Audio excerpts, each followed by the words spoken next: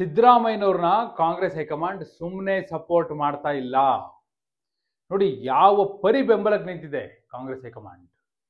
ಪ್ರಾಸಿಕ್ಯೂಷನ್ಗೆ ಅನುಮತಿ ಕೊಟ್ಟ ನಂತರವೂ ಕೂಡ ಸಿದ್ದರಾಮಯ್ಯನವ್ರ ಪರ ನಾವಿದ್ದೇವೆ. ಎಐಸಿಸಿಯಿಂದ ಕೆಪಿಸಿಸಿವರೆಗೂ ಪಕ್ಷದ ಎಲ್ಲ ಹಂತಗಳಲ್ಲೂ ಕೂಡ ಬೆಂಬಲ, ರಾಜ್ಯ ಸಚಿವ ಸಂಪುಟದಿಂದ ಬೆಂಬಲ, ಉಪಮುಖ್ಯಮಂತ್ರಿಗಳು, ಎಲ್ಲ ಸಚಿವರು, ಎಐಸಿಸಿ ಅಧ್ಯಕ್ಷರು ಪ್ರತಿಯೊಬ್ಬರು ಕೂಡ ಬಹಿರಂಗವಾಗಿ ಬೆಂಬಲವನ್ನು ಘೋಷಿಸ್ತಾ ಇದ್ದಾರೆ.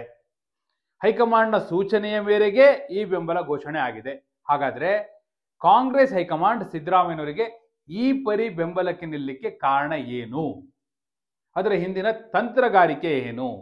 ಸುಮ್ಮನೆ ನಿಂತಿಲ್ಲ, ನಾನು ಹೇಳ್ತೀನಿಲ್ಲ, ಬಹಳ ಬಲವಾದ ಕಾರಣ ಇದೆ. ಏನದು? ಎಸ್, ಅದೇ ವಿವರವನ್ನು ಕೊಡೋ ಸಲುವಾಗಿ ನಾನು ಬಂದಿದ್ದೇನೆ. ಆತ್ಮೀಯರೇ, ವಾರ್ತೆ ವಿಶೇಷ ಕಾರ್ಯಕ್ರಮಕ್ಕೆ ಸ್ವಾಗತ.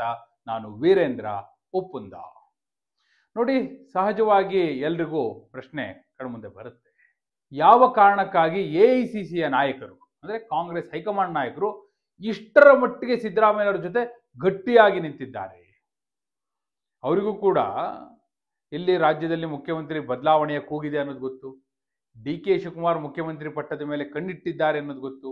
ಮಲ್ಲಿಕಾರ್ಜುನ್ ಖರ್ಗೆ ಅವರು ತಮ್ಮ ಜೀವನದುದ್ದಕ್ಕೂ ಕೂಡ ಕಾಂಗ್ರೆಸ್ಗೆ, ಹೈಕಮಾಂಡ್ಗೆ ಎಷ್ಟರ ಮಟ್ಟಿಗೆ ನಿಯತ್ತಾಗಿದ್ದಾರೆ, ಶಿಸ್ತಿನ ಸಿಪಾಯಿ ಆಗಿದ್ದಾರೆ, ಅವರಿಗೂ ಒಮ್ಮೆ ಸಿಎಂ ಆಗಬೇಕು ಅನ್ನೋ ಆಸೆ ಇದೆ ಮನಸ್ಸಲ್ಲಿ, ಅದು ಕೂಡ ಗೊತ್ತು. ಪರಮೇಶ್ವರ್ ಬೆನ್ನು ಬಿದ್ದಿದ್ದಾರೆ. ವಿ.ಕೆ. ಹರಿಪ್ರಸಾದ್ ಕಡೆಗೆ ಡಿ.ಸಿ.ಎಂ ಆದರೂ ಆಗಬೇಕು ಅನ್ನೋ ಪ್ರಯತ್ನದಲ್ಲಿದ್ದಾರೆ. ಎಂ.ಬಿ. ಪಾಟೀಲ್ರು, ಸತೀಶ್ ಜಾರಕಿಹೊಳಿ, ಎಷ್ಟು ಜನ ಇದ್ದಾರೆ. ಹೀಗಿದ್ದಾಗ್ಯೂ ಕೂಡ ಸಿದ್ದರಾಮಯ್ಯನವರೇ ಮುಖ್ಯಮಂತ್ರಿ, ಯಾವುದೇ ಕಾರಣಕ್ಕೂ ಅವರು ರಾಜೀನಾಮೆ ಕೊಡುವಂತ ಪ್ರಶ್ನೆಯೇ ಇಲ್ಲ ಅಂತ ಹೇಳಿ ನಿಲ್ತಾರೆ ಅಂದ್ರೆ ಅದಕ್ಕೆ ಬಹಳ ಮುಖ್ಯವಾದ ಕಾರಣ ಇದೆ. ಇತಿಹಾಸ ಕಣ್ಣೆದುರಿಗಿದೆ.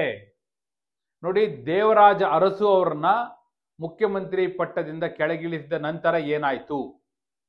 ಇತಿಹಾಸ ನಮ್ಮ ಕಣ್ಮುಂದೆ ಇದೆಯಲ್ಲ. ಇತಿಹಾಸ ನಮ್ಮ ಕಣ್ಮುಂದೆ ಇದೆಯಲ್ವಾ? ಕಾಂಗ್ರೆಸ್ ಯಾವ ರೀತಿ ಅಧಿಕಾರವನ್ನು ಕಳೆದುಕೊಳ್ತು ಅದಾದ ನಂತರ 1989ರಲ್ಲಿ ಮತ್ತೆ ಕಾಂಗ್ರೆಸ್ ಪೂರ್ಣ ಬಹುಮತದೊಂದಿಗೆ ಒಂದು ರೀತಿ ನಭೂತೋ ನ ಭವಿಷ್ಯತಿ ಅನ್ನುವಂತಹ ಸಂಖ್ಯೆಯಲ್ಲಿ ಸೀಟುಗಳು ಬಂತು. ಆದರೆ ಒಂದೇ ವರ್ಷಕ್ಕೆ ವೀರೇಂದ್ರ ಪಾಟೀಲ್ರನ್ನ ಮುಖ್ಯಮಂತ್ರಿ ಪಟ್ಟದಿಂದ ಕೆಳಗಿಳಿಸಿದ್ರು. ಏನಾಯ್ತು ಪರಿಣಾಮ? ಅವರೊಬ್ಬರನ್ನೇ ಅಲ್ಲ, ಬೆನ್ನಿಗೆ ಯಾವ ಬಂಗಾರಪ್ಪನವರು ಮುಖ್ಯಮಂತ್ರಿ ಆಗಿದ್ರಲ್ಲ ಅವ್ರನ್ನೂ ಕೆಳಗಿಳಿಸಿದ್ರು. ಅವರು ಕೂಡ ಹಿಂದುಳಿದ ವರ್ಗದ ನಾಯಕ ಅಂತ ಗುರುತಿಸ್ಕೊಂಡಿದ್ರು. 94ರ ಚುನಾವಣೆಯಲ್ಲಿ ಕಾಂಗ್ರೆಸ್ ಹೀನಾಯ ಸೋಲನ್ನ ಕಾಣಿತು. ಇದೆಲ್ಲವೂ ಕೂಡ ಇತಿಹಾಸ. ಸೊ ಈ ಇತಿಹಾಸ ಗೊತ್ತಿದ್ದು ಕೂಡ ಯಾವ ನಾಯಕರು ಮಾಸ್ ಲೀಡರ್ ಅಂತ ಅನ್ಸ್ಕೊಂಡಿರ್ತಾರೋ, ಕೆಲವು ವರ್ಗಗಳು ಅವರ ಬೆನ್ನ ಹಿಂದೆ ಇರುತ್ತೋ, ಕೆಲವು ಪರ್ಸೆಂಟ್ ಮತಗಳು ಅವರ ಬೆನ್ನ ಹಿಂದೆ ಇರುತ್ತೋ, ಆ ನಾಯಕರನ್ನ ಕೆಳಗಿಳಿಸಿದ್ರೆ ಅದರ ದುಷ್ಪರಿಣಾಮವನ್ನ ಎದುರಿಸಬೇಕಾಗುತ್ತೆ ಅನ್ನೋದು ಚೆನ್ನಾಗಿ ಗೊತ್ತಿದೆ ಅವರಿಗೆ. ಸಿದ್ದರಾಮಯ್ಯನವರು ಕೂಡ ಅಂಥದ್ದೇ ಮಾಸ್ ಲೀಡರ್. ಅವರ ಹಿಂದೆ ಕೂಡ ಕೆಲವು ವರ್ಗಗಳಿವೆ. ಅದರಲ್ಲೂ ಕೂಡ ಅಲ್ಪಸಂಖ್ಯಾತ, ಹಿಂದುಳಿದ ಮತ್ತು ದಲಿತ ವರ್ಗಗಳ ಮತಗಳು ಸಿದ್ದರಾಮಯ್ಯನವ್ರ ಬೆನ್ನ ಹಿಂದೆ ಇದೆ. ಒಂದು 8-10% ಮತದ ಲೆಕ್ಕ ಅದು. ಹೀಗಿರುವಾಗ ಯಾವ ಧೈರ್ಯದ ಮೇಲೆ ಅಂತಹ ಮಾಸ್ ಲೀಡರ್ನ ಕಾಂಗ್ರೆಸ್ ಏಕಾಏಕಿ ಕೆಳಗಿಳಿಸಲಿಕ್ಕೆ ಕೈ ಹಾಕುತ್ತೆ? ಹಾಗೊಂದು ವೇಳೆ ಆ ರೀತಿ ಮಾಡಿದ್ದೇ ಆದ್ರೆ ಖಂಡಿತವಾಗಿಯೂ ಕಾಂಗ್ರೆಸ್ ಪೆಟ್ಟನ್ನ ತಿನ್ನತ್ತೆ. ಬೇರೆ ಯಾರು ಬೇಡ, ಯಡಿಯೂರಪ್ಪನವ್ರನ್ನ ಕೆಳಗಿಳಿಸಿದ ನಂತರ ಬಿಜೆಪಿ ಕತೆ ಏನಾಯ್ತು ಅನ್ಲಿ ಕಣ್ಮುಂದೆ ಇದೆಯಲ್ಲ. ಸೊ ಈ ಇತಿಹಾಸಗಳಿಂದ ಕಾಂಗ್ರೆಸ್ ಪಾಠ ಕಲಿತಿದೆ. ಅದಕ್ಕೋಸ್ಕರ ನೋಡಿ, ಮುಂದೊಂದು ದಿನ ಸಿದ್ದರಾಮಯ್ಯನವ್ರನ್ನ ಕೆಳಗಿಳಿಸಲೇಬೇಕಾದಂತ ಅನಿವಾರ್ಯ ಪರಿಸ್ಥಿತಿ ಬಂದರೂ ಬರ್ಬೋದು. ಆದ್ರೆ ಆ ಸಂದರ್ಭದಲ್ಲೂ ಕೂಡ ನಾವು ಯಾವುದೇ ಪಿತೂರಿ ಮಾಡಲಿಲ್ಲ ಸಿದ್ದರಾಮಯ್ಯನವರ ವಿರುದ್ಧ. ಕಾಂಗ್ರೆಸ್ ಪಕ್ಷ ಅವರ ಬೆನ್ನ ಹಿಂದೆ ನಿಲ್ತು. ಕಾಂಗ್ರೆಸ್ ಪಕ್ಷದ ಎಲ್ಲ ನಾಯಕರು ಕೂಡ ಸಿದ್ದರಾಮಯ್ಯನವರ ಬೆನ್ನ ಹಿಂದೆ ಗಟ್ಟಿಯಾಗಿ ನಿಂತೆವು. ಆದ್ರೆ ವಿರೋಧ ಪಕ್ಷಗಳ ಪಿತೂರಿಯಿಂದ ಸಿದ್ದರಾಮಯ್ಯನವರು ಕೆಳಗಿಳಿಯಬೇಕಾದಂತ ಅನಿವಾರ್ಯತೆ ಬಂತು. ಹೀಗಾಗಿ ಅವರು ಸಿಎಂ ಪಟ್ಟವನ್ನು ಕಳ್ಕೊಂಡ್ರು ಅನ್ನೋ ಮೆಸೇಜ್ನ ಕನ್ವೆ ಮಾಡುವಂತ ಒಂದು ಪ್ರಯತ್ನ ಕೂಡ ಇದ್ರ ಹಿಂದೆ ಇದೆ. ಅದೇ ಕಾರಣಕ್ಕಾಗಿ ಕಾಂಗ್ರೆಸ್ ಪಕ್ಷದ ಎಲ್ಲ ಹಂತಗಳ ನಾಯಕರು ಕೂಡ ಸಿದ್ದರಾಮಯ್ಯನವರಿಗೆ ಬಹಿರಂಗವಾಗಿ ಬೆಂಬಲವನ್ನು ಘೋಷಣೆ ಮಾಡ್ತಾ ಇದ್ದಾರೆ. ಅದನ್ನೇ ಸಿದ್ದರಾಮಯ್ಯನವರು ಇವತ್ತು ಸುದ್ದಿಗೋಷ್ಠಿಯಲ್ಲೂ ಕೂಡ ಹೇಳಿದ್ದಾರೆ ಅನ್ನುವಂಥದ್ದು. ಅಲ್ಲಿಗೆ ಕಾಂಗ್ರೆಸ್ ಸ್ಟ್ರಾಟಜಿ ಇಷ್ಟೇ: ಸಿದ್ದರಾಮಯ್ಯನವರ ಬೆನ್ನಿಗೆ ಗಟ್ಟಿಯಾಗಿ ನಿಲ್ಲೋದು. ಎಲ್ಲಿಯವರೆಗೂ ಅಂದ್ರೆ ಅವರು ಮುಖ್ಯಮಂತ್ರಿ ಸ್ಥಾನದಿಂದ ಕೆಳಗಿಳಿಯಲೇಬೇಕಾದ ಅನಿವಾರ್ಯ ಪರಿಸ್ಥಿತಿ ಬರುವವರೆಗೂ.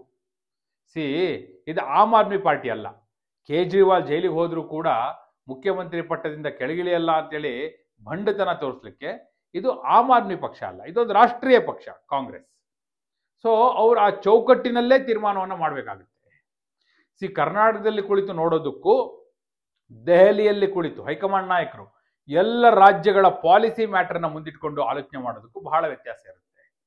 ಒಂದು ವೇಳೆ ಕರ್ನಾಟಕದಲ್ಲಿ ಒಂದು ಎಕ್ಸೆಪ್ಷನ್ ಕೊಟ್ರೆ ನಾಳೆ ಬೇರೆ ರಾಜ್ಯಗಳಲ್ಲಿ ಎಲ್ಲಿ ಕಾಂಗ್ರೆಸ್ ಅಧಿಕಾರದಲ್ಲಿದೆಯೋ ಅಲ್ಲೂ ಕೂಡ ಅಲ್ಲಿನ ಮುಖ್ಯಮಂತ್ರಿಗಳು ಕೂಡ ಈ ಎಕ್ಸೆಪ್ಷನ್ನ ನಿರೀಕ್ಷೆ ಮಾಡ್ತಾರೆ. ಸೊ ಒಂದು ಪಾಲಿಸಿ ಮ್ಯಾಟರ್ ಆಗ್ಬಿಡುತ್ತೆ. ಹೀಗಾಗಿ ಇದು ಅರವಿಂದ್ ಕೇಜ್ರಿವಾಲ್ ಮಾದರಿ ಆಗೋದಿಲ್ಲ.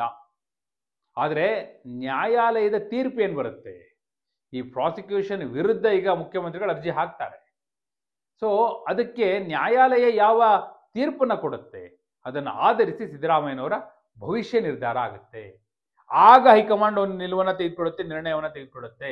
ಅದನ್ನು ಆಧರಿಸಿ ಸಿದ್ದರಾಮಯ್ಯನವರು ಮುಖ್ಯಮಂತ್ರಿ ಪಟ್ಟದಿಂದ ಕೆಳಗಿಳಿಯುವ ಅಥವಾ ಮುಂದುವರಿಯುವ ನಿರ್ಧಾರ ಅಂತಿಮ ಆಗುತ್ತೆ. ಅಲ್ಲಿಯವರೆಗೂ ನೀವು ಈ ದೃಶ್ಯಗಳನ್ನು, ಈ ಹೇಳಿಕೆಗಳನ್ನ, ಈ ಬೆಂಬಲದ ಮಾತುಗಳನ್ನ ಕೇಳ್ತಲೇ ಇರ್ತೀರಿ.